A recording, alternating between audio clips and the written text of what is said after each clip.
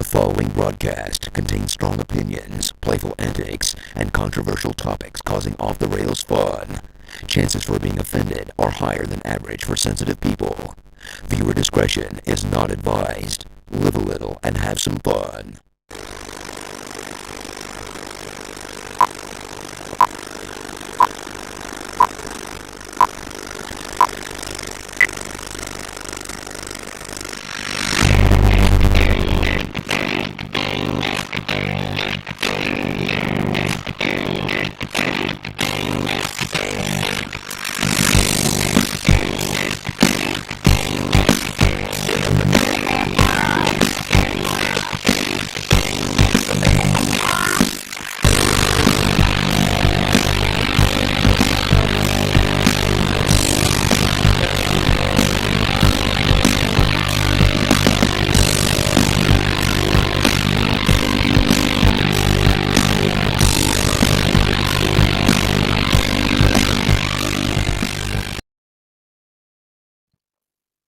Hello, everybody, and welcome to another episode of the Coach's Box. Call like we see it, not like you see it. Forget what you think. Call like we see it.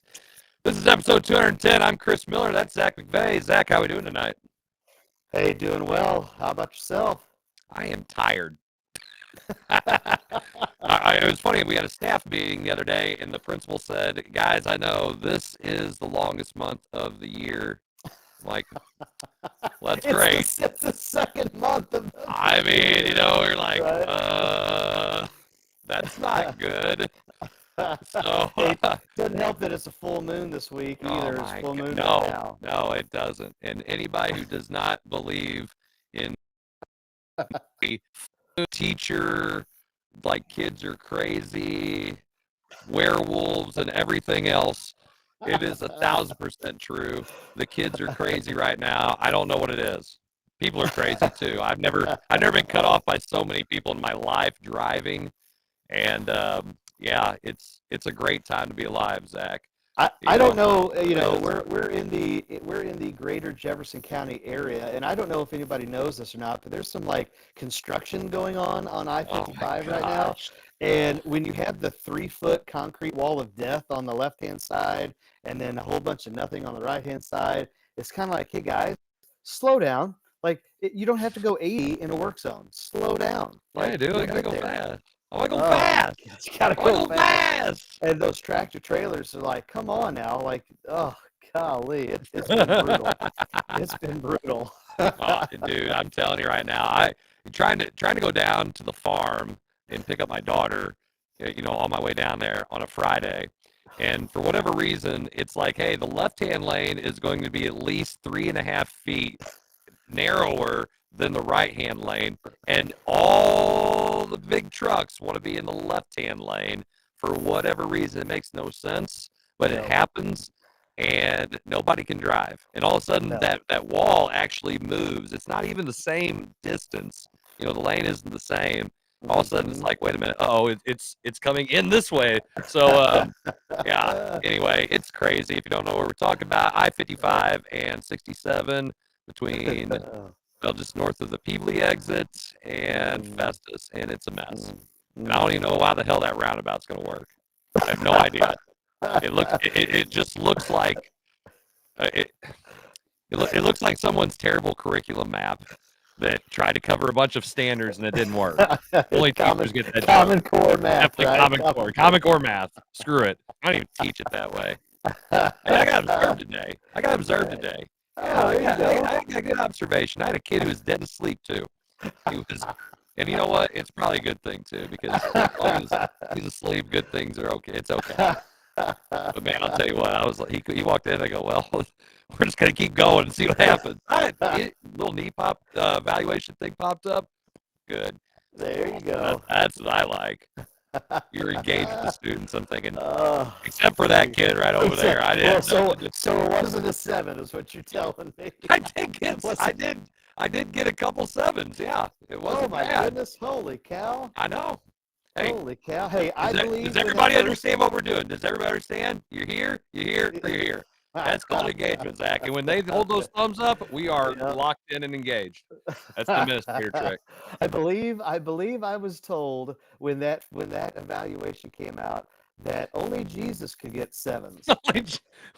And so then my reply was, then why is that an option?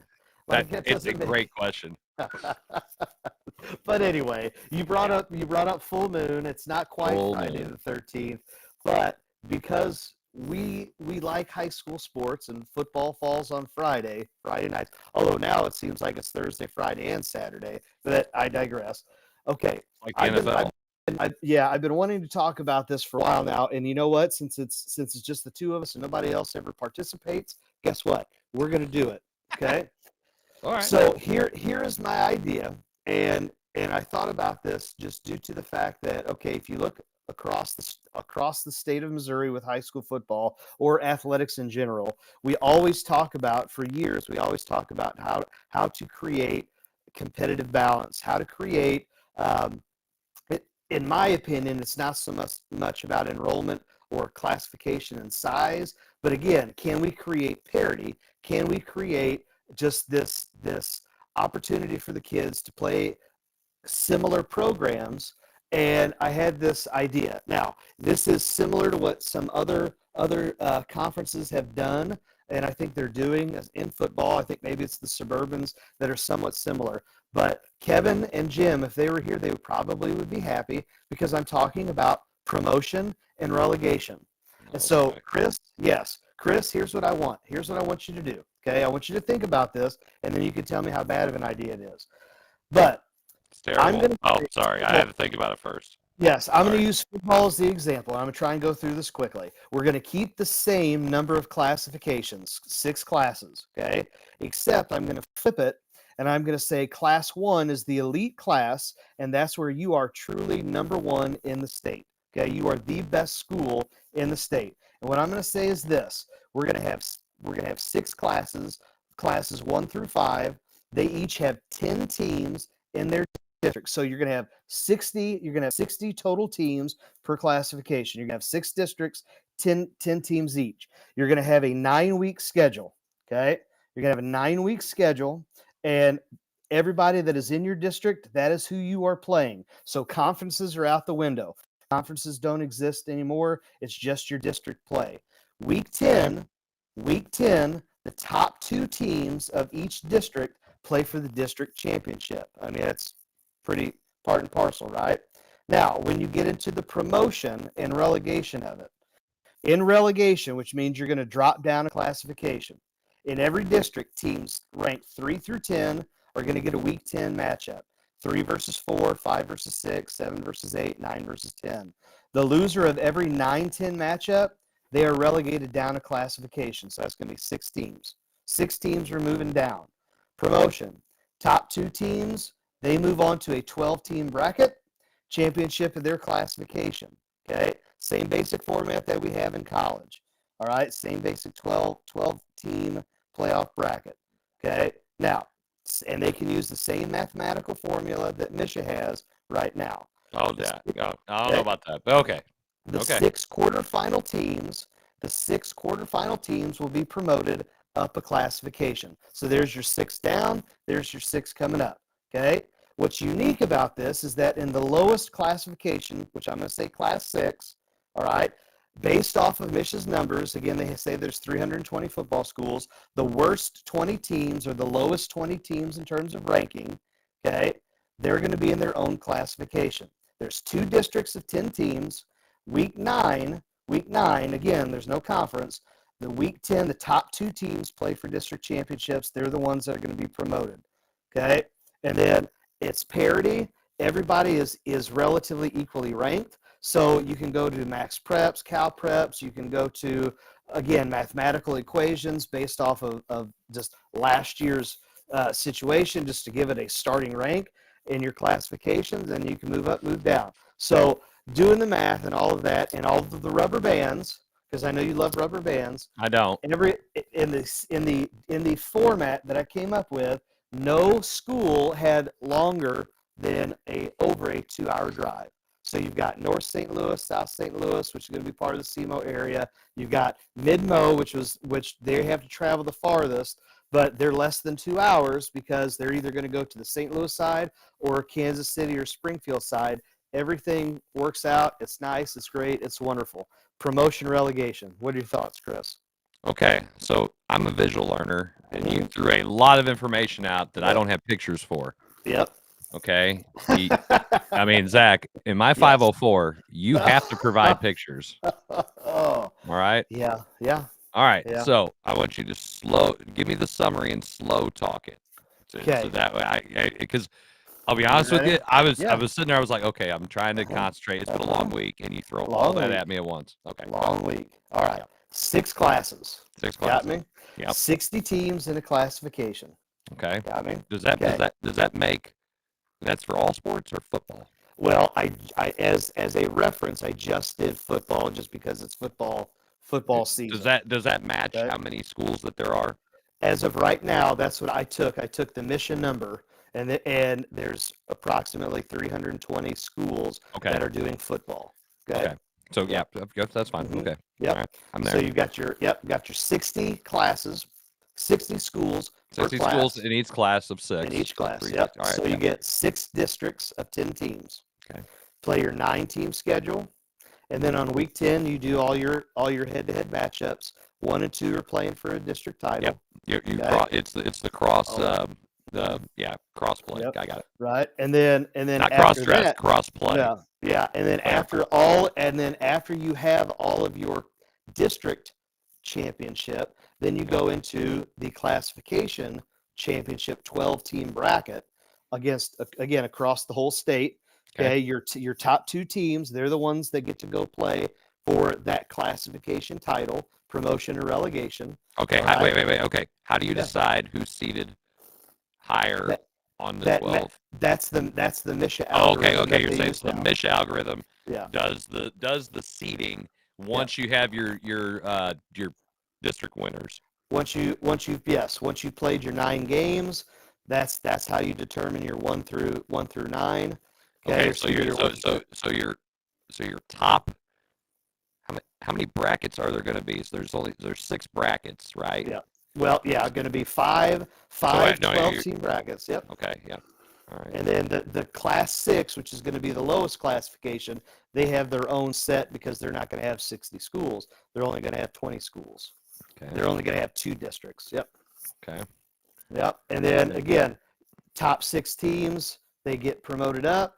The bottom 6 teams, they're going to get a week 10 game. They're obviously not going to be in the playoffs to play for their classifications title. And then once they're done, once they lose, they're relegated down next year to a different classification. That's an interesting take. Because I'm sure there's some things that as I'm listening, because, I'm not an auditory learner. I like throwing a lot of this education talk out here when Jarvis isn't here because, it's like, no, he doesn't get it. But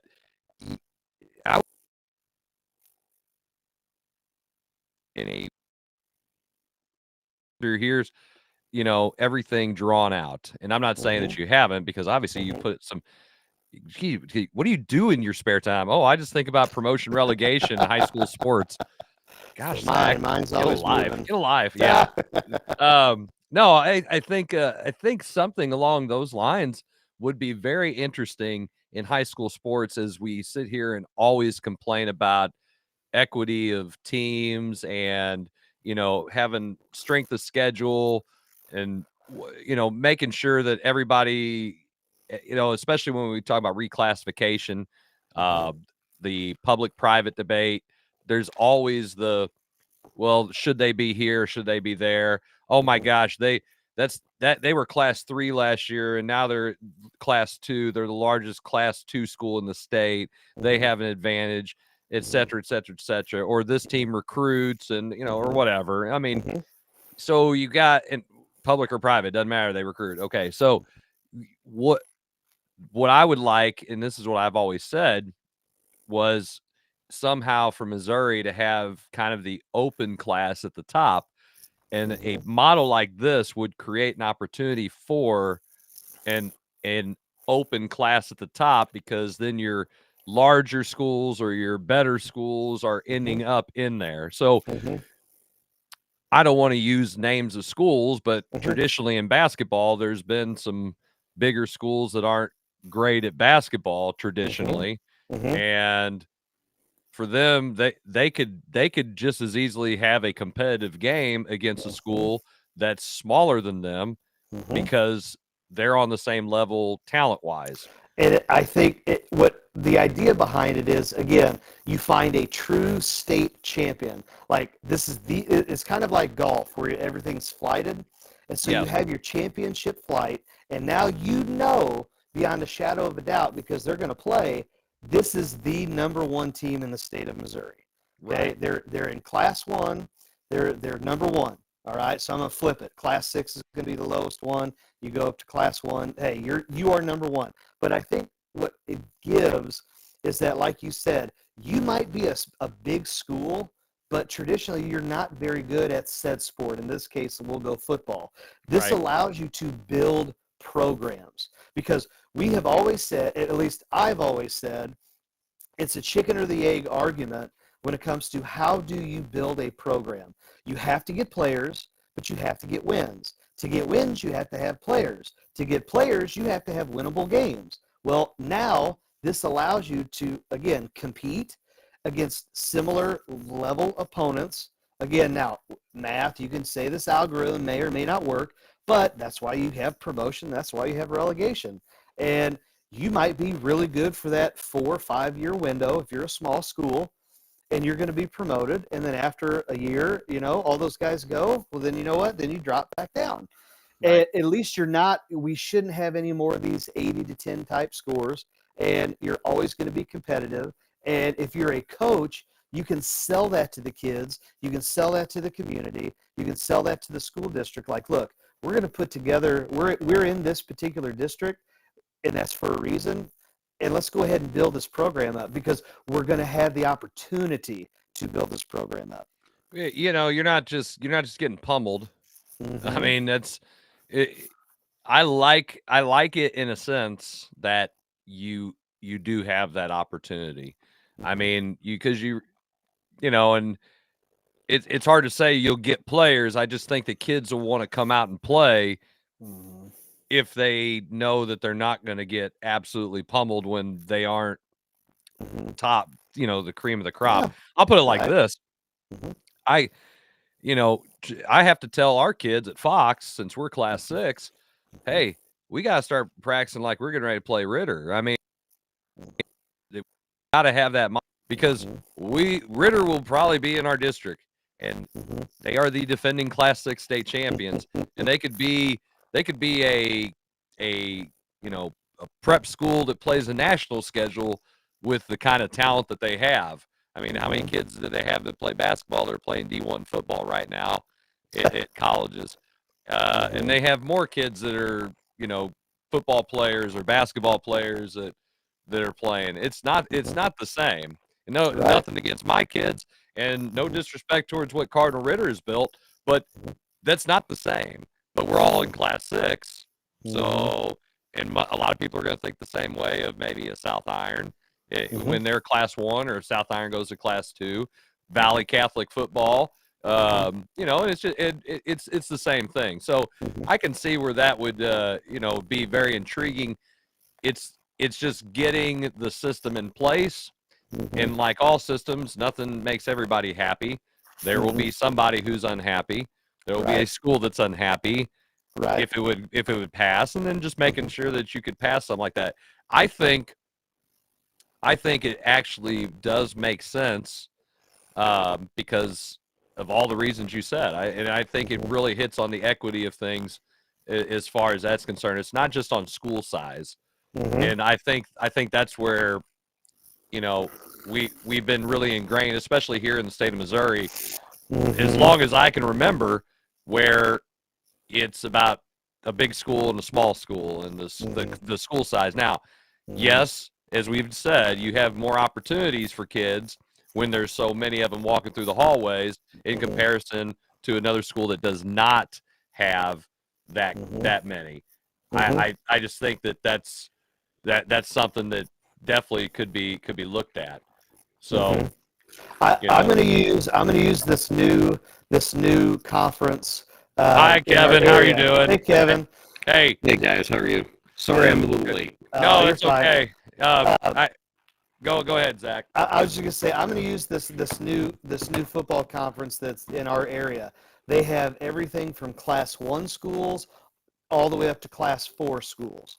Okay, so a conference does that, and you get again you get a Perryville that gets out of one conference and moves into this other one because they looked at it what is best for their kids.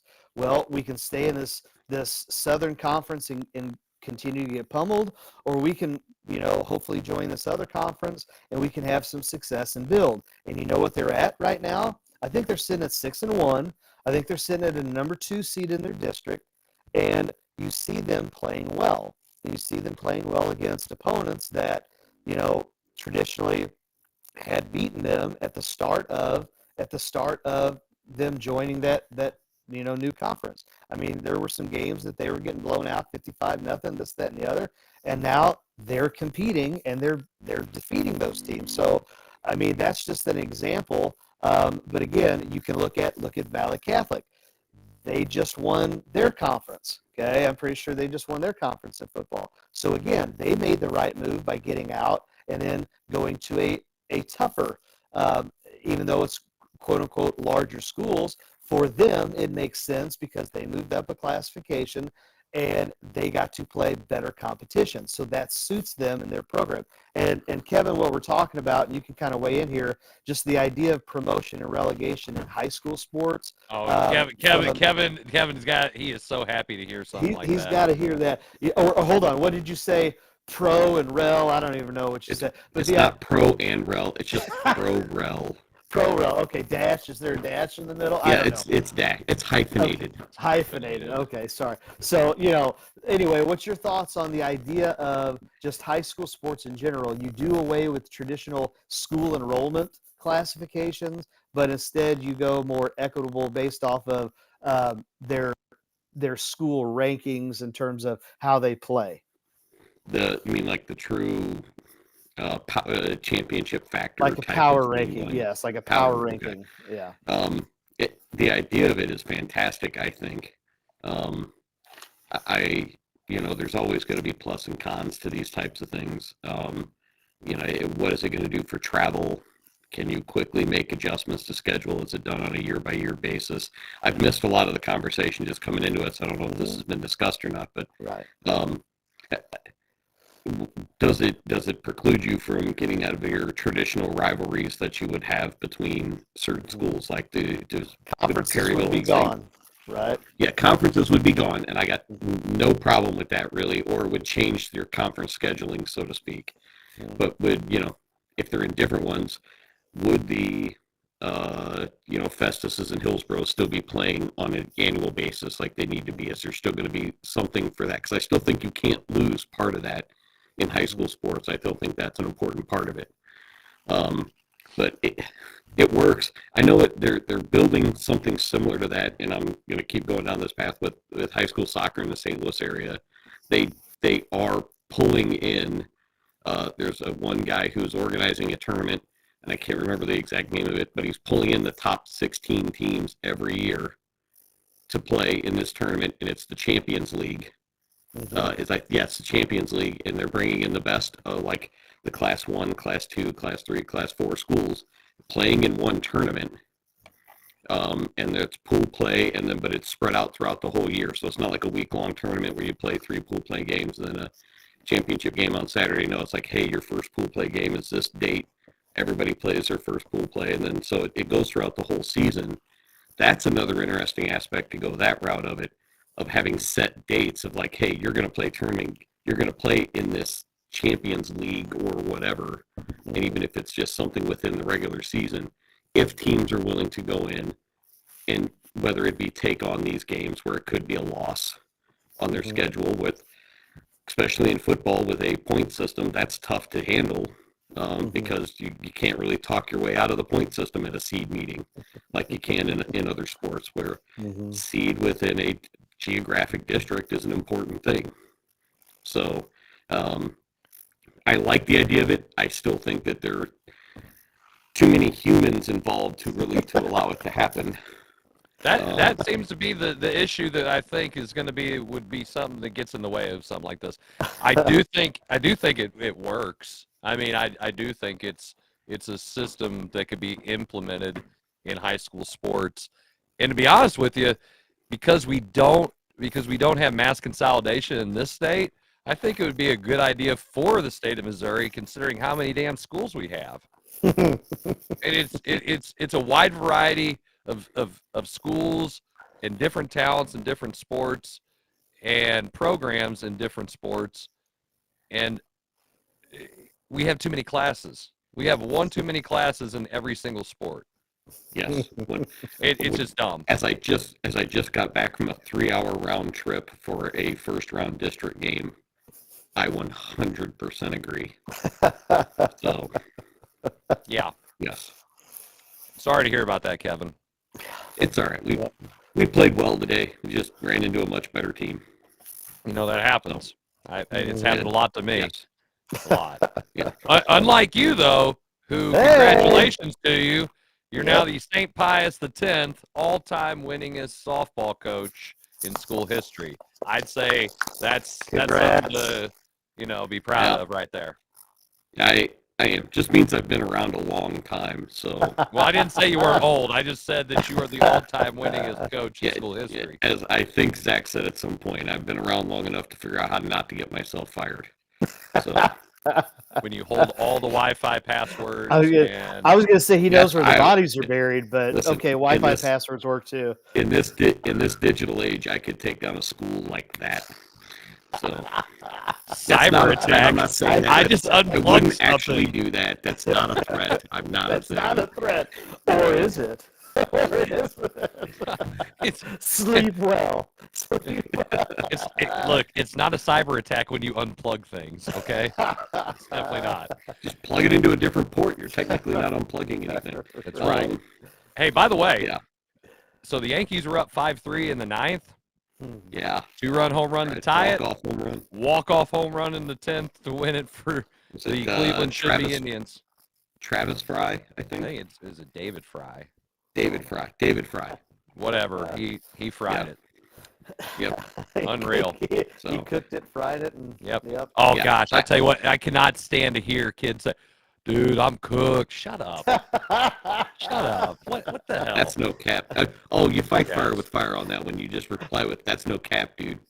You see what they say. They'll stop talking like that around you in a heartbeat. I feel like I'm just gonna start doing it, just deadpan style too. It'd be great. I think that's what I'm gonna do. But yeah, dude, I'm cooked. I didn't study. Well, that's your fault. Shut up. I was gonna say, bro. No, I'm not your bro. Oh man, if I had $1 for every time I've heard bro this quarter, I'm retired and I'm out somewhere on a golf course. I counted in 15 minutes where one single kid was having a conversation, and he said bro or brah at least. Hang on, I'm trying to think. It was 72 times. What would be worse, hearing bra or their phone's notifications clicking? What would be worse? Push. That's a push. Oh my goodness! I can somehow then take the phone and lock it for 3 hours by putting in the wrong code a bunch of times. So that's true. Yeah. Yeah. All right. Well, we're going to go ahead and jump into a break since we're right around that time. When we come back, we will hit our main topic. And, good thing Jim Powers isn't here because he might be a little sad about that. Salty's the word. Well, he could be sad. It's a sad day. Coach Day. We'll be right back. More Coach's Box.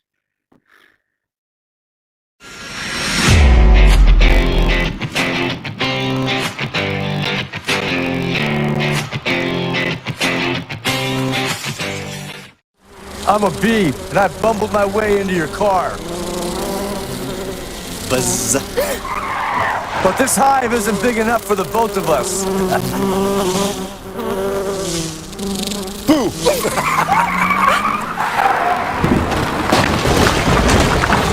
Oh, wow, what a buzzkill. And if you don't have the right auto insurance coverage, Paying for this could really sting. So get Allstate, save money, and be protected from mayhem. Like me. Mayhem is everywhere. Are you in good hands? It's Between Takes with Dyken and Dave Mars. Cut. All right, next set up. Hey Dave, we got another question about energy savings, and this is a good one. Yeah, efficiency is so important. Didn't you just talk with Dyken about this? They said energy efficiency is the key to a happy marriage. She gets the temperature, I get the savings. Good to know. I'll tell them to check with their local Dyken dealer. All right, back to one.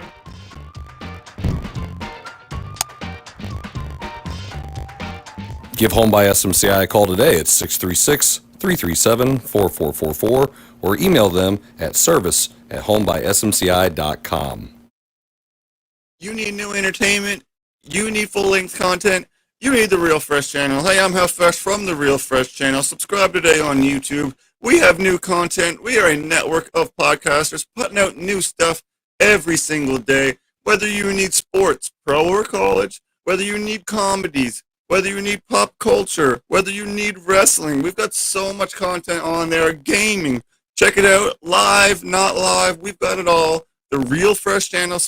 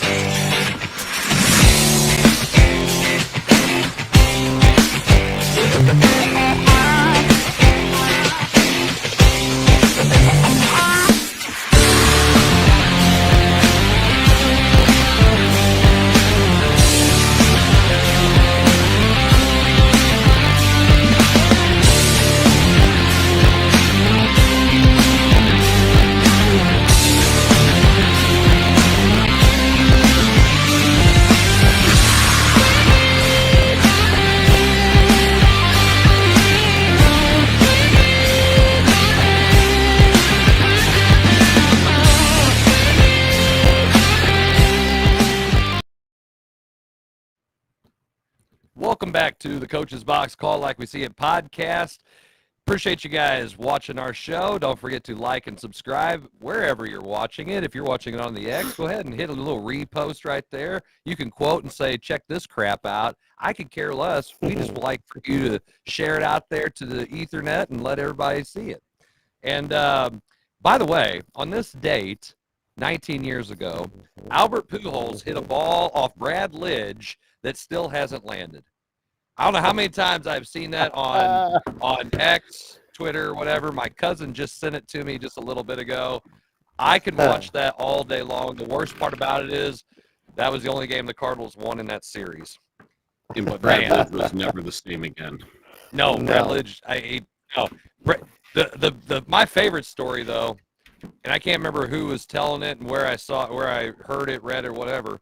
But on the plane ride home, or on the plane ride, I believe it is to St. Louis, Brad Auspis gets on the where where the what do you call them, the intercom.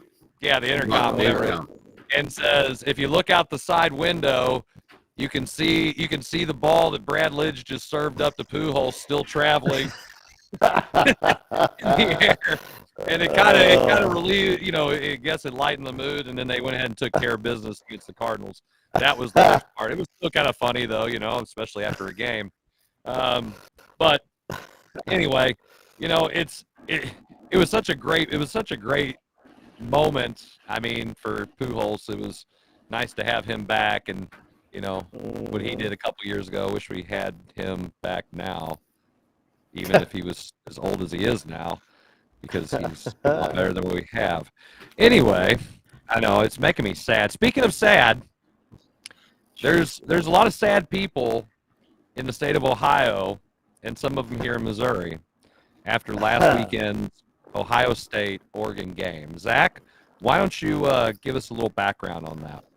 All right. So unless you were living under a rock. If you paid any attention to all the NCAA football last week, yes, and arguably the best game of last week happened to be between number 2 Ohio State, number 3 Oregon, moving into the Big Ten, and this was going to be the matchup of a week full of ranked opponents. So Oregon comes out with a 32-31 victory over Ohio State.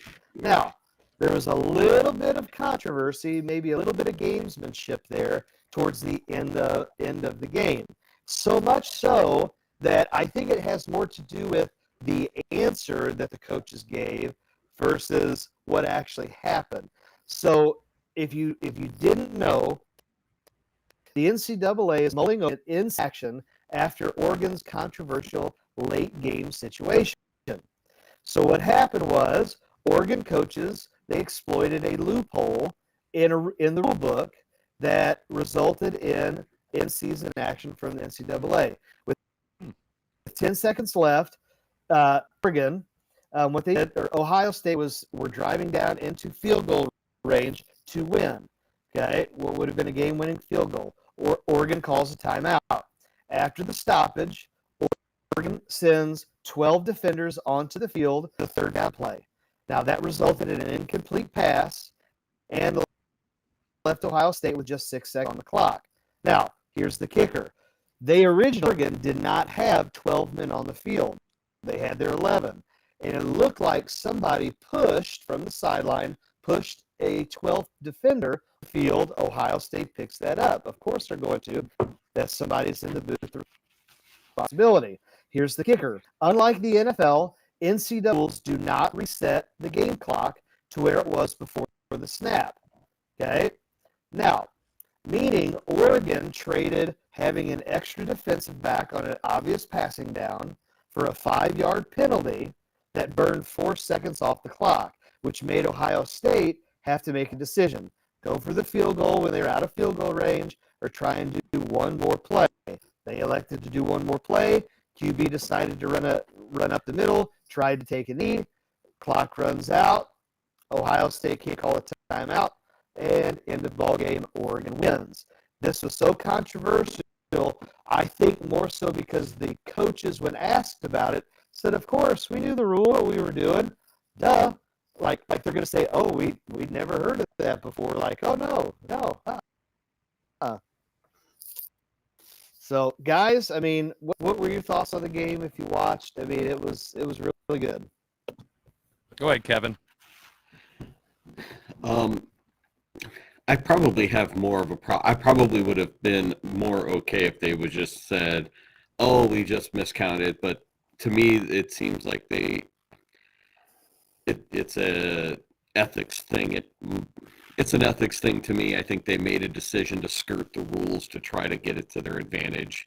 Didn't really play it straight up. I get that. So that's where I have the most problem with it.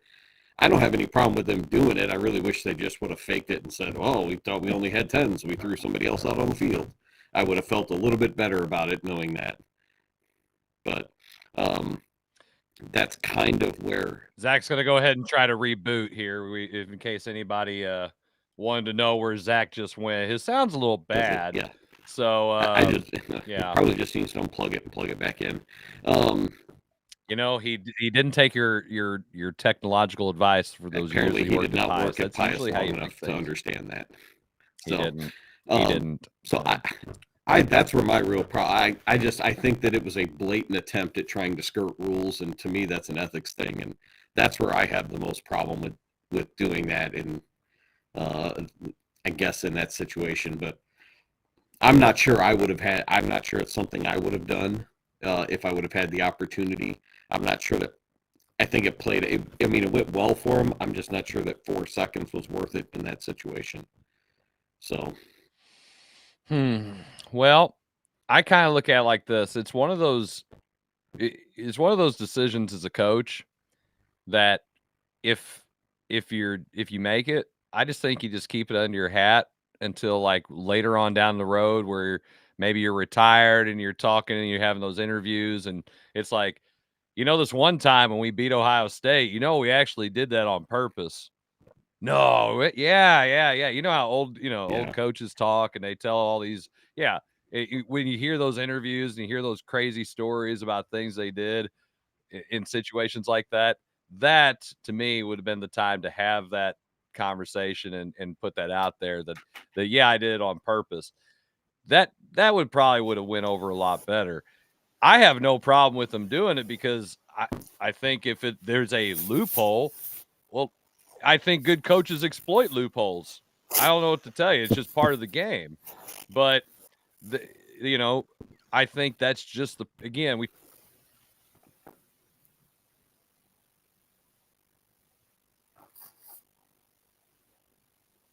Chris, you freeze up there. I was going to say it. Everything's frozen on my end. Uh-oh. Just for Chris or me? Well, I guess no. I don't know. I mean, so Kevin, I had heard I was trying to reboot the computer here. I mean, did you get a chance to talk about your opinion on it? Yeah, I had more of a problem of them coming right out to say that they did it to skirt the rules. That's where my biggest issue was. I really wish that they hadn't done that way. And Chris just basically said, he goes, I thought this was one of these things that had been better off played where if some coach would have held it under their hat until, 10 years after they retired and they've got like one of those expose stories where he's like, well, this one time against Ohio State, we just shoved a person out there on purpose in order to get a penalty called on us. So, sorry guys, Spectrum Spectrum struck again over here. I say it might be over here too. So I'm torn. I'm conflicted because if you're the coach, you're going to get asked the question. So are you that bad of a game manager? Because here's the thing: if it didn't work out for Oregon, Ohio State decides to, I don't know, they do something, they make the field goal, and you're absolutely lambasted as the head coach of Oregon, and I don't know. I'm torn between saying, yeah, of course we did it on purpose, or just saying, hey, I mean, like you said, Kevin, keep it under your hat and be like, I don't know, we just kind of messed up, and we were fortunate enough. Give some coaches speak that Chris likes to do. We were fortunate enough to come away with a win. I don't know what would have been better in that situation. Well, I guarantee you right now, Chris. if it works out better for Oregon, or if it doesn't work out as well for Oregon, in actuality, he doesn't answer that question the same way. I agree with that. Yeah, I really do. But again, as coaches, you make a calculated risk. There's things that obviously they worked on, and knowing the rules and knowing where the situation was. I mean, that's part of your job is to know those things. I mean, it is a loophole. I didn't know that rule. I'm not going to sit here and say that I knew it. I also don't coach college football. And the only time I've ever been a football coach is middle school football with Zach. And those are not the rules that we have to worry about. No. Okay. So that was never anything that I would have to know. So, but I'm not getting paid millions of dollars by Ohio State to be their head football coach. And I will say this. I feel like Ryan Day is just he shows. I think he's a good guy. I think he knows the game, but I also think that he's been shown a lot of times he's been getting out coached. Okay, so I wish Jim was here to have his opinion on this, but here's what I'm going to say. If you look at Ryan Day's record in his tenure, and you look at Kirby Smart's record in his tenure at Georgia in the same vein at the same amount of time, Ryan Day has better stats against Kirby Smart. Okay, now going into next year, if Ryan Day stays at Ohio State and doesn't get canned, that's when Kirby Smart in Georgia takes off to what we now know how they are, as being, I would argue, probably the premier program in college football, especially over the last few years. Can Ryan Day and Ohio State do that? I don't know, but I think you're right. You've got to see something more. Like he's got to win those ball games, right? I mean, right, fellas? Yeah, I think I mean, You say that his stats. I mean, it's like guys who have great regular season stats in all sports, but then they get to the games that really matter and they don't win. Mm-hmm. Okay, that's great. I don't think you can put those two coaches in the same breath and say, yeah, these guys are equal. Kirby Smart's won national championships. Sorry. Mm-hmm. Mm-hmm. Right. Well, and that's what I'm saying is, that's what I'm saying. He hadn't. If you're lining up there year by year by year, he hadn't yet, right? And so he won't. Not at this rate. He's not going to win at this rate. Kirby Smart hadn't. Kirby Smart has, and to go along with what Zach said, Kirby Smart has shown that he can outcoach and his staff can outcoach other coaches.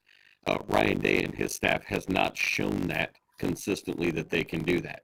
They can win games, but when they get against elite coaching staffs, they can't outcoach them. And that's that's how I believe about it. I mean, they struggle to, at least. Yes, that's a great way of putting it. They do struggle with that. And you have to be able to. I mean, that's what you're there to do, is to win the games, and that's what you're paid to do. A lot of money, in case anybody doesn't know, it's a lot of money. And you're not doing it. So so let's put this from the coach's perspective. Are we saying, okay, we want him gone? But what about from the player's perspective? Because I'm thinking of Dak Prescott, can't win. He wins a lot of games, has a lot of stats in the regular season, kind of, craps down his leg come playoff time, but he's getting contract extensions. So is it good for the goose, good for the gander? What are we talking about here? There's way more. There are way more head football coaches available than NFL caliber quarterbacks. So, yeah, I don't think it's the same. Again, we're talking about. You don't think so? No, watermelons and grapes. I mean, that's our comparison. You're in the same realm because we said sports and football. Football. Everything else is not the same. These are not equitable. Not at all. Okay. No. Ryan Day is set to make $10 million this year in contracted money. Sweet now Jesus. he does coach at arguably probably the biggest football program in the Big Ten. Well, yeah. so, Nobody from Michigan wants to hear that, but yeah. Well, at this point in time, Michigan is in a complete outhouse of a program at this point. Trying to manage through that, but. So he's gonna earn some of that money just by being the head coach of that particular program. But I wonder how long the Ohio State Boosters will, he wins enough games to keep his job, but will he do it long term? Because I think they want more out of this program, Boosters, at any school of that caliber. So I'm going to flip it on you and say, since college football coaches are a dime a dozen. Who's the elite coach that you get in to take over for Ohio State? Who's your short list of premier college coaches or premier coaches? Dan Lanning. That's an easy one, Zach. I mean, Kevin beat me to it. Money. Money. You don't think Oregon has Nike money? You don't think they're going to throw that in? I bet Chip Kelly is kicking himself. He's thinking, I should have stayed at Oregon. No. In this particular day and age, I'll say this. I'm going to tie this in with the Tony Bennett retirement at the University of Virginia, the basketball coach. NIL and the portal have changed the way coaches coach. Some coaches, and Chip Kelly, a football guy, doesn't want to manage NIL and the portal. He just wants to coach offensive football. That's what he wants to do. So he's not kicking himself, because I'll look it up here in a minute, but Chip Kelly's making a bunch of money to just be the offensive coordinator at Ohio State. If Ryan Day is making 10, Chip's got to be making 7, somewhere in that area. And they've got the money to do it. That's the thing. But SEC money. You could look at. I'll tell you what, because being the West Coast and having to travel to Big Ten schools, Lincoln Riley could be on that list of another coach. Getting back towards this end of the Big Ten. Why would you? Dan Lanning would be one. Okay, there's one. Lincoln Riley, why would you want Lincoln? He's got what, 3 losses already? What's he done at USC? What did he do at Oklahoma? You know he's a name and name alone. That's about where I'm at with that one. Yeah. So, okay. But okay, one. So I don't think we're comparing. What did you say, Chris? Watermelon and grapes? You told me one. I got more QBs in the NFL than one. Listen, you could probably.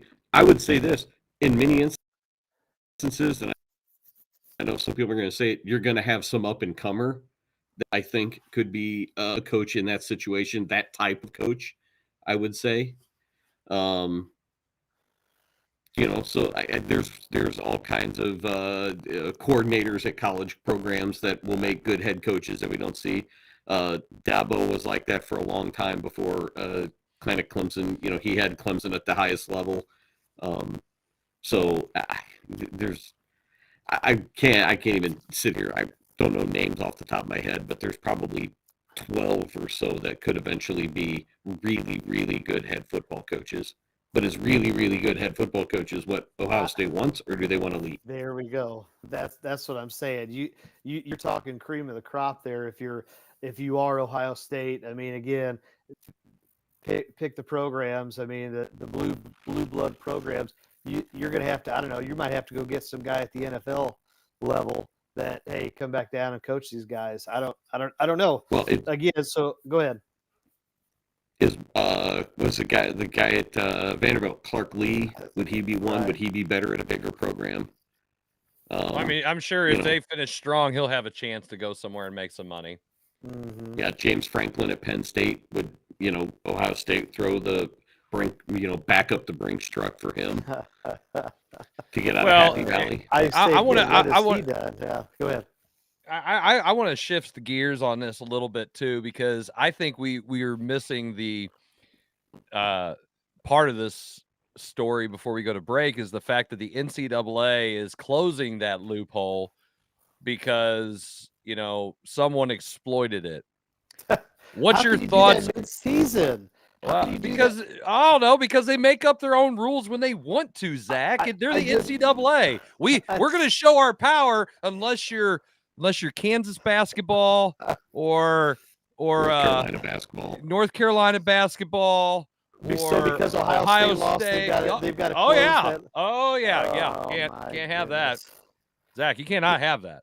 We can't make one of the Power 5, schools be upset because they might tear away from the NCAA. One of the elite, one of the not Power 5, one of the blue bloods.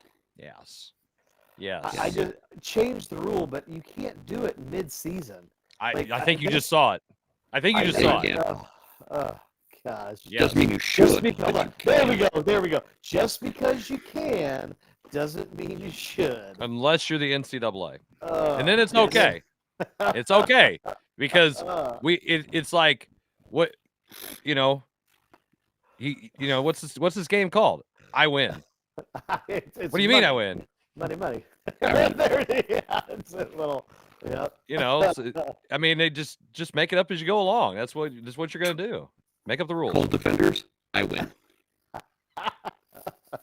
Yep. Hey, next time you have 12 defenders on the field at the end of the game under a minute, it's actually going to be a $1 million fine, and it's going to go into the pockets of the board of trustees of those blue blood schools. But we're not going to tell you that. It's actually going to charity. Right. It's actually right. Hold on, are you being serious? Is that what they said? No, I'm just making Zach. I'm making it up. Okay. All fine. Just like the NCAA, right? All future NCAA fine payments will go straight into the NIL collective of Kansas basketball. We all know this. Zach, don't you remember when we actually had some video proof of kids cheating and the NCAA catching them, and then they slid them a thing of cash, and it was okay. It was okay. Except when you self-report, because when you self-report, that's a problem. That's bad. I mean, that's real bad. That's when you definitely get the book thrown at you. Just lie about it, or slide a big thing of cash over, and you're fine. NCAA 10. That's actually in the rule book that you don't get to read. That's in the addendum, right? That's in that president's book that they talked about in the second National Treasure movie. Yeah. That's where that stuff's located. Here's the rule book, and here's the other rule book that we actually go by. It's only passed on from president to president, hidden in wherever that particular president wants it to be hidden. And Nicolas Cage. They're the only ones that know where it's at. It's either that or it's actually written in the rule book, but you have to have a secret decoder ring, and a little compartment drops out, and it's like Ralphie. Yeah, it's something. I don't know. Ralphie. Yeah, you need the Ovaltine decoder ring. That's what you need. More Ovaltine. So yeah, it's I think that's the bigger story in all of it is Ohio State people are crying foul because they said, oh, they did it intentionally. Yeah, they did. Yeah. And I agree. I wouldn't have said it and just whatever. It's like, oh, okay, cool. It worked out in our favor. It would not have been this big of an issue had they just said, oh man, no clue, no idea. Well, we won. Like now I don't know who made that decision. Idiots. Yeah. Sends a guy out there. So now it becomes Ohio State. Here's their modification. They get 12 men on offense next game. Yeah. Well, whenever they do that now, the umpire just runs back in. So when a team sends in the 12th defender, the umpire runs in, waits for the snap, so the offense can send on a 12th player. So you can't snap until everybody makes their subs. You actually get to bring a player off the bench when the defense has 12. He just runs out on the field, and you can throw him the ball. He's eligible. It doesn't even matter. So 30 yards down the field, he's just deep. He ran in. The ball's on your 20. He ran in on the opponent's 30, and you can just throw him the ball. He's behind the safeties already. He ran a button hook 10 yards off the sideline. So, what an interesting thing that would be to say you get one of those a game. One of those a game you get to use. And so the defense can throw 12 guys out there one time a game. Offense, you can send the guy out just like that. Yeah. I love it. The NCAA is really looking at this rule issue the wrong way. They're trying to fix things instead of making it more exciting. I mean, baseball is doing all kinds of crazy stuff. They made the bags bigger. They got the stupid pitch count, throw over 3 times. They're doing everything they can to change the game of baseball away from baseball to make it more exciting. It's not exciting. It's because people don't. I said in order to make it more exciting and more attentive. It's not because they. Okay, let me finish my point, and then you can talk about ADD, and then football is changing their game away to where if you look at a player the wrong way, it's a flag. It's somebody actually used common sense and used our rules against us, so let's change that rule. It makes no sense. I can't. I hate the way that football has changed so much, especially in the NFL. God forbid you actually hit somebody. I mean, I've watched 3 games and it just pisses me off the whole time. It's like flag, next play, flag, next play, flag. Why? I just don't like the receivers. It seems like, again, every time they drop a ball, miss a ball, they're throwing up their hands like, come on, where's the flag? Like they're trying to get bailed out. It's like, just play the game. Just play again. Kevin, what do you always say? If you call it early, whether it's fouls in basketball or flags in football, then the defense will adjust. But because they let them hang all over first quarter, second quarter, they got to let it go come fourth quarter. So, yeah. I guess. Yeah. It's easier to call it in the fourth quarter if you call it in the first quarter. Well, we're going to call it like we see it because that's what we do. We come back from our break. We will have our third and final segment of the Coach's Box Call Like We See It podcast. We'll be right back.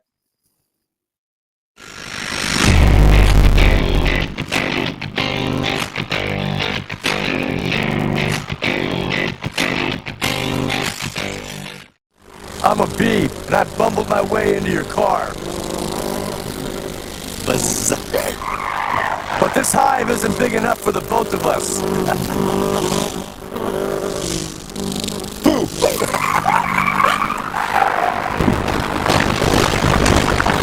Oh, wow, what a buzzkill.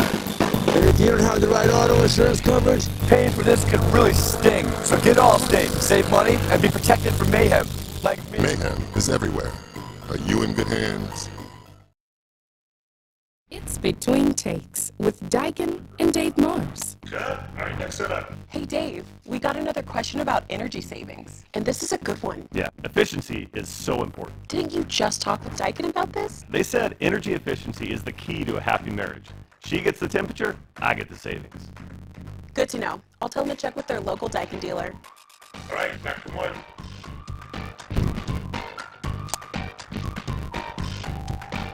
Give Home by SMCI a call today at 636-337-4444 or email them at service@homebysmci.com.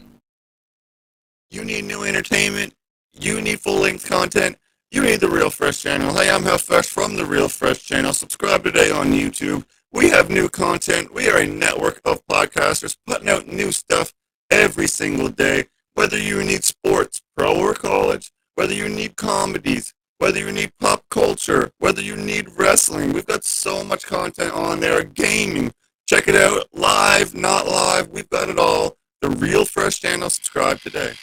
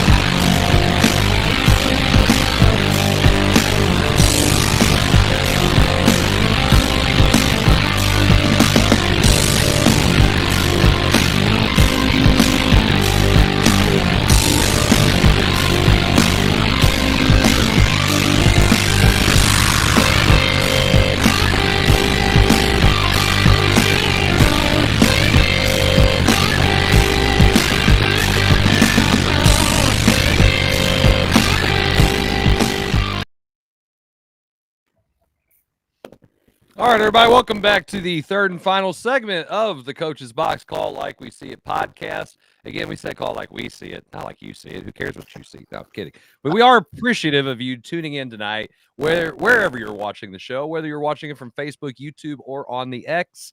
Don't forget to like, subscribe, share, anything. We do like to bring this to you for absolutely zero cost to you. No paywalls, anything crazy like that, because why would you pay for this? So, moving right along to our final segment. Zach, what's on tap? The agenda. Well, I figured we'd play some bingo. And I was going to ask I didn't have a card. Yeah, well, I was going to ask, did you have Minnesota, the Minnesota Vikings, not having Kirk Cousins, J.J. McCarthy getting hurt, now they're having Sam Darnold. Would you have had them going 5-0 to start the year on your bingo card? Well, let's see if I carry the one and then no, I didn't. No. I mean, I kind of thought they might have had like maybe 2 wins right now. Right. Maybe. I had my bingo card had Sam Darnold throwing more interceptions than wins. Yes. I say, or him playing at all. I mean, so, but you got Minnesota. No, even as a backup. So. Yeah. But you got Minnesota in the NFC. They're the only undefeated team, and then you've got Kansas City in the AFC. They're the only undefeated team left in the NFL. So you've got 2 undefeated teams. Okay, I'm going to say this, and you guys can lambaste me for it. That's fine. I am so happy that the Cleveland Browns are absolutely awful. I think you made a deal with the devil, and you know what? You get what you got, and I hope you continue to struggle, and I hope you remain the factory of sadness until you say, you know what? We'll go ahead and get some morals and some scruples, and we'll change this whole program around. Until you do, continue to suck. Thank you. Factory of sadness. just ripped on the whole town and everything. I'm tired of seeing and I've got family that are Cleveland Brown fans, and it takes every bit of ounce of me to not that they post on Facebook. They're out of state, and I just want to say, really, that's who you want to support out of any NFL team. That's who you want to support. The team that says, hey, we're just going to go ahead and pick this guy up. We know what he did, and we know how many times he did it, but we're going to go ahead and give him all this money, and then he's going to suck because he only had one good year when he was in Houston. You know what? You get what you get. You deserve it. I'm honestly surprised he's still playing in the NFL, because wasn't it about like 3 or 4 weeks ago when this whole thing started to kind of bubble back to the surface again? We're like, oh yeah, he's not going to make it to Tuesday. Another one. And then there's another accusation. Yeah. Yeah. So I mean, we've got all these accusations. What is the count? What, 25 now? I think it's probably like 35, isn't it? It's up there. Kevin, it goes to show, and here's the issue. And Chris, you say it all the time, is that rather than saying, you know what, we were wrong, and we're going to go ahead and move on. And I know that money talks, but you know what? We're going to move on and admit that we made a bad business decision, and everybody would be like, okay, great. You at least admitted fault. America loves the apologies, and just do that and move on from the guy. Like, okay, we screwed up. Go ahead. Listen, Kevin? Money's going to talk in this situation. It's the only team that can't even afford decals for their helmets. So they're going to continue to play him so they don't have to eat that money. Okay. So, all right, first off, I have never openly rooted for the Browns in general, but I did like they're plain uniforms. They don't have any decals on their helmets. I always like, man, I like the Browns. Okay. Mm-hmm. I don't like the decision the Browns made to get Deshaun Watson. And I think it just plays into everything that is wrong with professional sports, because this guy is holding the entire franchise hostage. I can't sit here and say that there's any way possible that Kevin Stefanski wants to play Deshaun Watson. I'm pretty sure that he goes in every day, maybe 2 or 3 times a day, to Jimmy Haslam, the owner, says, please, for the love of God, shoot me or fire me, or just don't let me play this guy. Buy me out and let me leave. Just fire me. And he's probably telling him, no, I'm not going to fire you. I can't get anybody else to coach this mess. I'm already paying you. I can't afford to pay somebody else. Yeah, I'm sure there's nothing he can say to get himself fired at this point. Well, he wants to keep his money. That's the thing. It's about that. But he's probably like, with pay. That's what you're looking for. And it's not a thing. As long as you're here, you're going to coach him and you're going to play him, because I'm going to pay him, because I have to. Now, I know none of you guys get up early enough to listen to 101 ESPN like I do, but they threw out on Unsportsmanlike, they threw out a scenario where, if you're the Browns, would you trade? And I can't remember the years, and there's stipulations to the picks, but 2 first-round picks and Deshaun Watson to the Carolina Panthers for Bryce Young. At this point, sure. It's basically you're trading. If you're Carolina, you're trading for the picks, because what you do is, as soon as you make the trade, you cut Deshaun Watson. He never steps foot into your facility. He's never officially a part of the team. You just traded for the picks, and that's it.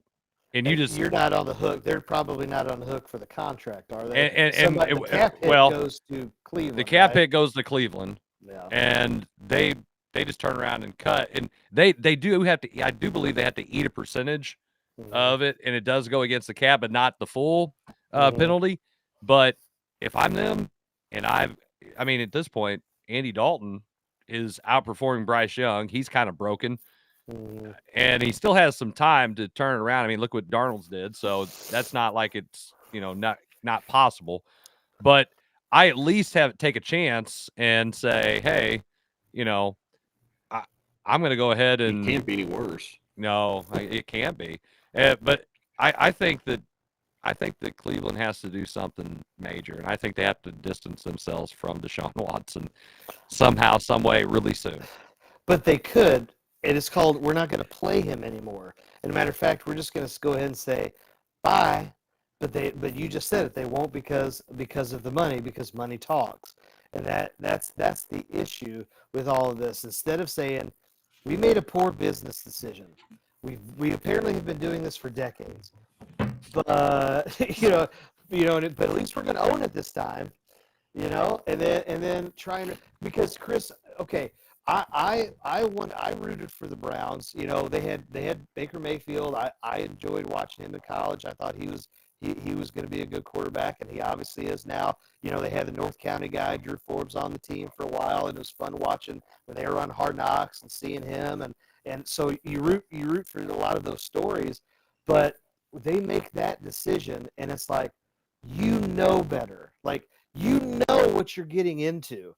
It's not, again, when they're measuring hand size and all this stuff in the NFL draft, they know every secret about you, and they went ahead and they did it anyway. So you know what? You get what you get, and you don't throw a fit. Man. Again, would you rather?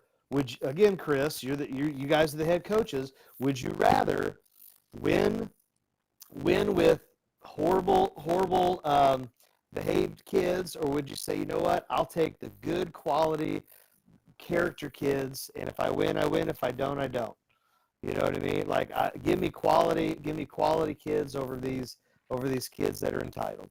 Zach, I've built a almost 20-year coaching career where I've not won as many games as I've lost.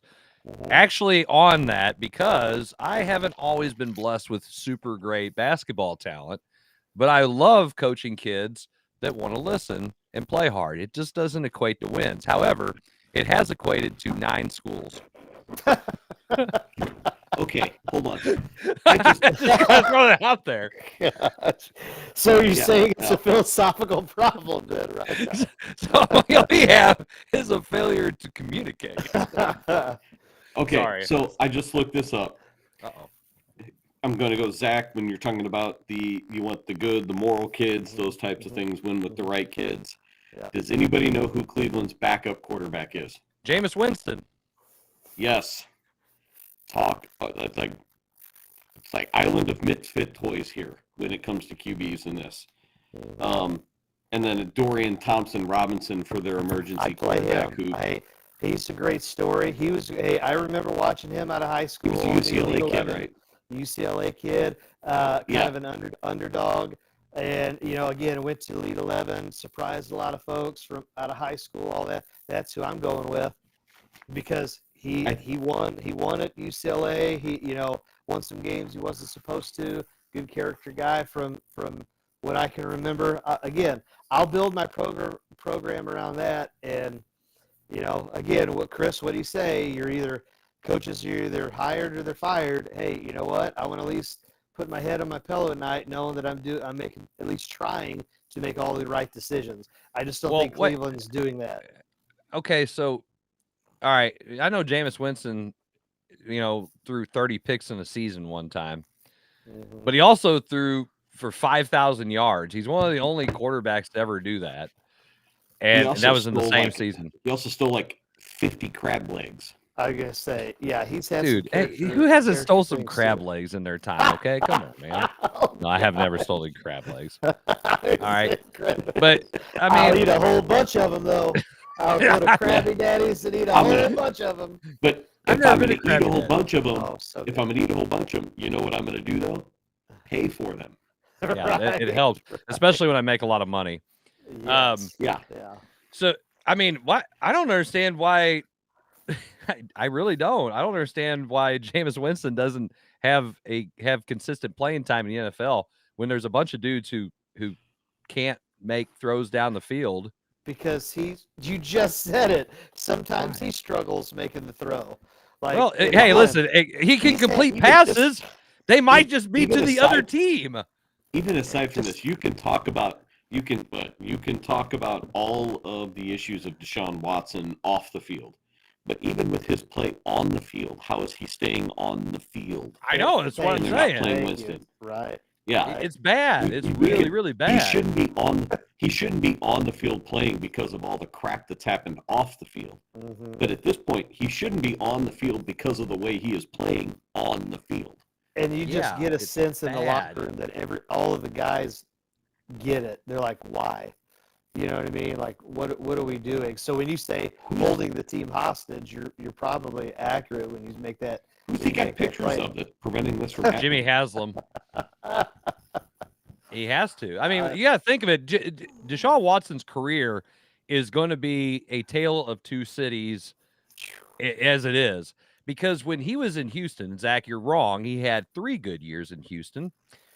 He did extremely well because he went to 3 Pro Bowls, and I know everybody gets Pro Bowls, whatever. But 4,100 yards, 26 touchdowns, 9 interceptions. The next year, 3,800 yards, 26 touchdowns, 12 interceptions. Then he had a really good year, 4,800 yards, 33 and 7. Then he's, the rub and tug champion, and he has to sit a whole year, and then he's out however long. So the last 3 seasons, he's only played 6 games, 6 games, and 6 games. That's it. If he plays one more game this year, he will have played in more games than he has in the last 3 years, which is insane. And then you put all those games together. So you have 18 games at this point. 18 games in Cleveland, he's thrown for 4,197 yards, 29 touchdowns, and 11 picks. And it doesn't look anything like it did before, where he was completing over 67% of his passes. It's 58, 61, 61.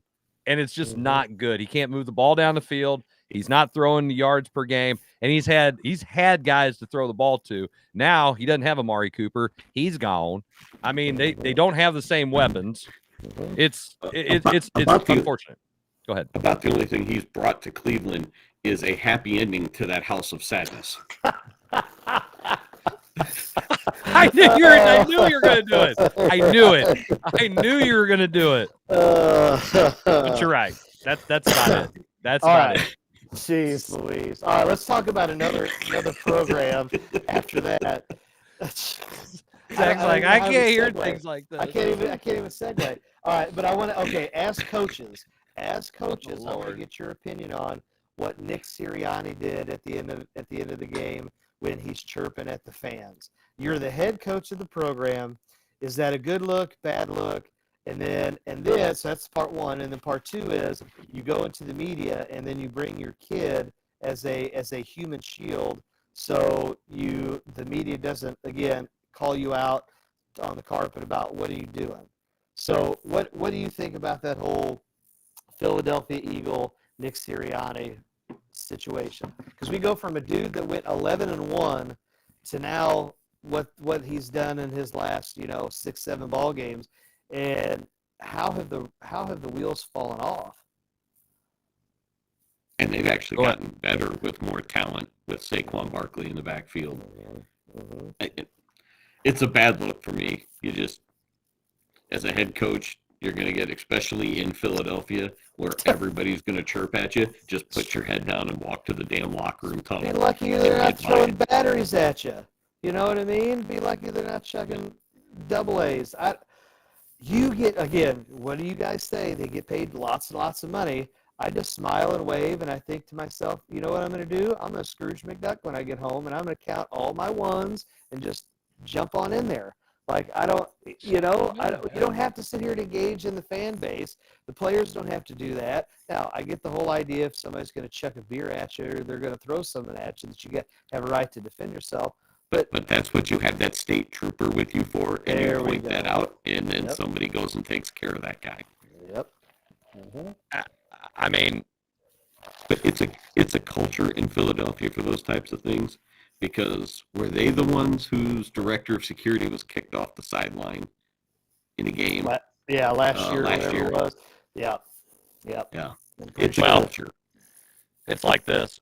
You are coaching in Philadelphia, and you're coaching the Eagles. And I don't know if you've met any Eagles fans from Philadelphia, but they kind of love their team.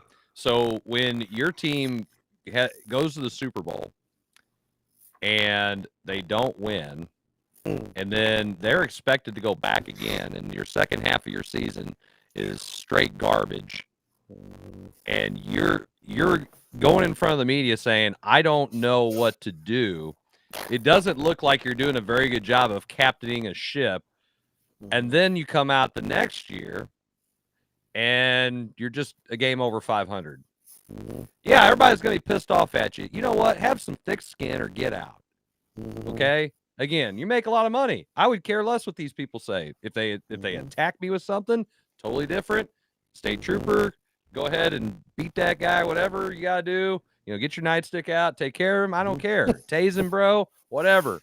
I ain't going to worry about anything. If their words ain't going to hurt me, because that's what's going to happen. I'm in Philadelphia, and we're not playing well. That's part of it. And I think it is it's tacky. It's trash that he brings his kid. I mean, I think he's a joke. I'm telling you, the more and I'm just getting old and salty, I guess. But I know a lot of these guys who coach at the college and the pro level. I'm telling you right now, there are some really good ones, and there's some really bad ones. And I don't know how the hell they get jobs. Oh, Chris, what have you always said? I know how they get jobs. I don't know how they get jobs, though. Like, if we were looking at an even playing field of people who know what they're talking about and people who don't, that guy must have a great line of shit, because there is no way that guy, or he knows somebody, or he's got pictures on somebody like Deshaun Watson does, that he should have a job, because there's no way. I mean, Sirianni, no. I'm sure he knows some football. I don't think he can be a head coach. I think the shines wore off, and everybody's caught up to him. He took everybody by surprise when Jalen Hurts, now we're going to make him the quarterback, and they took off. Fly, Eagles, fly. And now it's like, okay, we know what they're going to do. Sorry. Yeah. They should be better. They have Saquon Barkley in the backfield. They have a guy who's a capable quarterback. You're paying him. You have wide receivers who can catch the ball. What's wrong? Hey, they haven't scored. They've scored over 30 one time. And I get it. We're only, 5 games in or whatever. But, I mean, come on. Matter. I know. That's ridiculous. By the way, speaking of you can't score, I mean, Daniel Jones would love to have Saquon Barkley, because he hasn't thrown a touchdown pass at home, I don't think, in a year. Yeah. And he's getting paid $122 million. He hasn't thrown a home touchdown pass in a year. I saw that stat. I saw that stat today, and I'm what? Let's talk about bad QB contracts. Well, Deshaun Watson contract is the worst. Yes. Well, I don't think you can go down. That will arguably go down as the worst NFL contract in history. I think, in my opinion. And that will, I think that transaction will. But you brought that up, Kevin, with Daniel Jones. And I love the Hard Knock series, and I really enjoyed the offseason with the New York Giants and watching that. And I want to root for the GM. I think he's a great dude. He seems like a very level-headed guy. All of the front office type staff seem really, really knowledgeable and all of that. And I just go back to why are you married to these guys, these QBs, and why can't you say have enough, is there nobody that's going to say, no, he's awful. What are you doing? Look at it. The tape doesn't lie. Is there nobody that you hired to say, no, question every single decision that we make? Tell us, no, you make the opposite decision and give us the reason why we shouldn't. How is nobody in that organization saying, no, we do not give Daniel Jones that money. We give it to Saquon and we go get somebody else that can manage. I don't know. I don't get it. I'm telling you right now, I cannot stress this enough. me being the general manager on Madden is better than some of the general managing that gets done in the NFL or on any of these other teams. It blows my mind. I don't understand it. I don't. I think it's absolutely nuts. It's because somewhere, some point in time, somebody decided that quarterbacks that you have should get young quarterbacks should get all kinds of money to be the future of the roster, and then not build anything around the roster. Yes. And so, I mean, so let's pay the guy a ton of money to be the quarterback of the future and build a roster around him, and then let's let our best player walk away to a division rival. Yeah. The whole series of events is horrific. I agree. Is Mosaic running that team too? He must run all of the teams. And you know, the kicker in all of that, and I know we've said this already, is when his 10-year-old, 11-year-old, 12-year-old, anyway, his young son said, well, who would you pick? Well, I'm picking Jaden Daniels. You got the 6th pick in the draft. I'm going to move up, and I'm going to get Jaden Daniels. And so let's pivot there and talk about him and Caleb Williams. You talk about 2 rookies that are playing really, really well. I mean, did you guys think that they were going to come out and play? I mean, again, Chicago's sitting at a pretty decent record. They're at 4-2. Again, that who would have thought the NFC North was the most competitive division? And then you've got Washington. Okay, they're sitting in the lead at 4-2, and I mean, it's 2 really good rookie QBs. They talk a lot about the work ethic of Jaden Daniels. Yes. And how he's the first one there, and he's got his workout and film finished before anybody else gets there. And he's the last one to leave. Building relationships with other players, with his receivers and other players on the offensive side and defensive side of the football. You could see the gamer part of him in college a lot, but he kind of gets from what I've gathered, all the stories, he gets the nuances of being an NFL quarterback when it comes to all the off-the-field leadership stuff, and he got that very quickly. So my question is Zach alluded to before, they do all these background checks and interviews, and they know everything about you. How did somebody miss that somewhere down the line? I mean, they did. He didn't wait around, on the draft board because Caleb Williams comes off the board and then they get Jaden Daniels. But I mean, I'm curious how many other teams had him right up there where that's the guy we would love to get or tried to. That's one. Two, how do they miss on all these other guys? And thinking that they're that kind of player, and that kind of leader and have that kind of work ethic when they because college quarterbacks are widely overvalued. Oh yeah, at the NFL draft. Because everybody wants to hit the home run. Everybody wants to hit the home run with that quarterback draft, but there's not many home runs. I just think there's a lot of the Giants. Yeah, Giants hit a pop foul with Daniel Jones. Oh, they hit something. It wasn't anything good. No, I think there's ego that says, well, there's only 32, however many head coaching gigs in the NFL. And so we hired this guy who's a QB guru, and, we're going to take this guy who's rough around the edges. We're going to make him this franchise. No, there are intangibles that if you know anything, if you have played sports and you have been around athletics your life, you can see it. And the eyeball, Chris, you talk about the eyeball test all the time. It's plain as day when you sit and you watch, okay? And how you can't sit here and figure out, like, this guy's going to be good or this guy's going to be above. I don't know. It boggles my mind. But it is like, we'll take him because of the upside, and we can coach him up. Okay. All right. It's like taking a guy that is a piece of crap and saying, "Oh, I want to be his boyfriend. I can fix him." No, you can't. I can change. He is who he is. I can change him. No, you can't. He's terrible. He's terrible at everything. So, Good one, Kevin. Real quick. CBS Sports did a thing, I believe, back in October. Well, back in October, early in this month, in October, that because it's almost November. Sorry, they're all running together. That the top 10 worst NFL contracts of all time.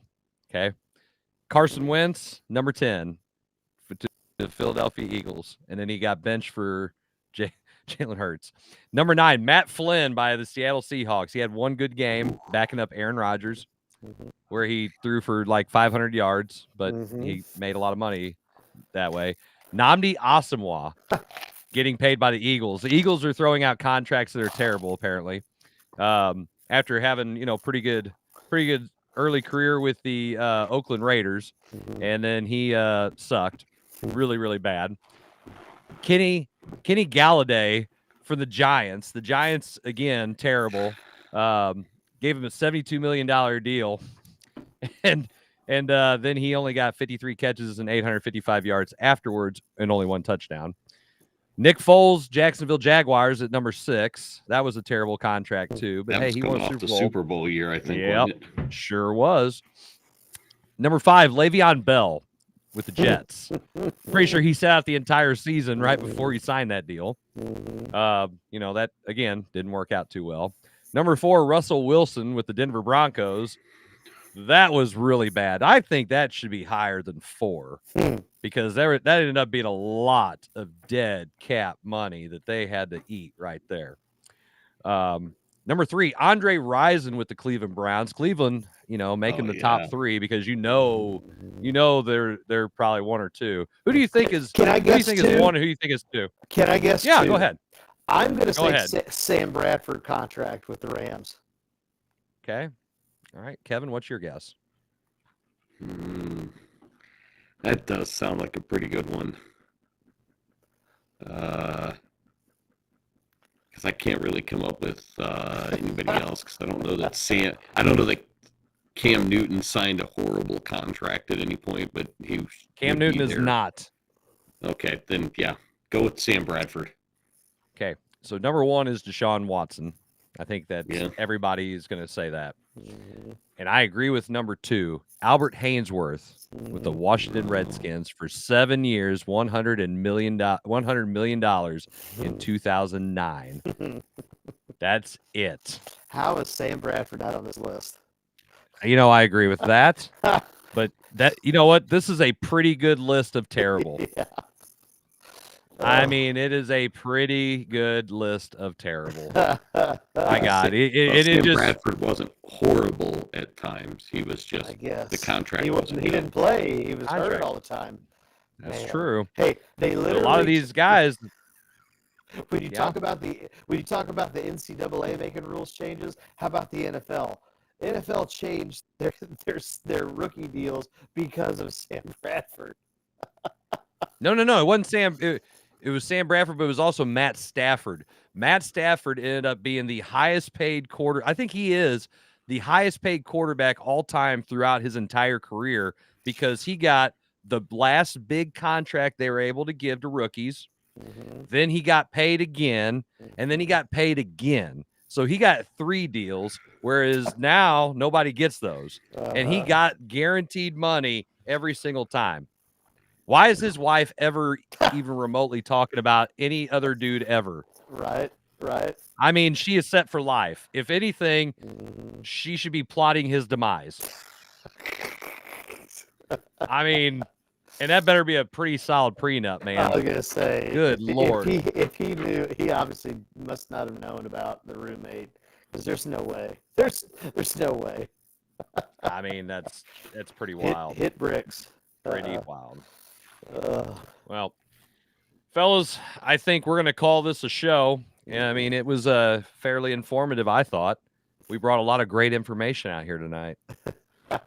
Well, when Jarvis doesn't show up, the educational aptitude. Our fact checking goes way down when Jarvis isn't here.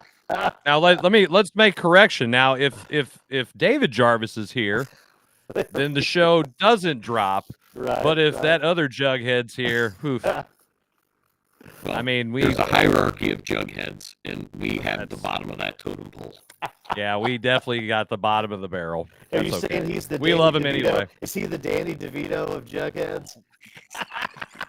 Danny. Yes, What yes, a we reference. What a reference. Yeah, David, that's right. We are correct. Hey, And you can make sure wait, that you does that rub make that in the does that space. make David the Arnold Schwarzenegger of the Right. Jarvises? Oh Lord. Yeah, here we go. We'll never hear the end of that one. All right, but we appreciate everybody tuning in for another episode of the Coach's Box Call Like We See It podcast. Until next time, you guys have a great night. God bless and enjoy your weekend. We'll talk to y'all later.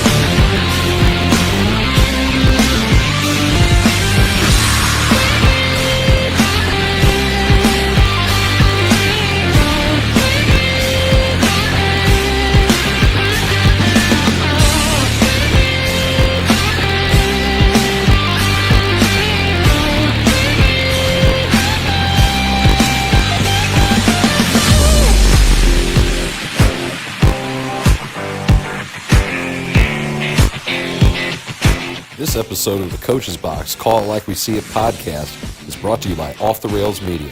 Life's more fun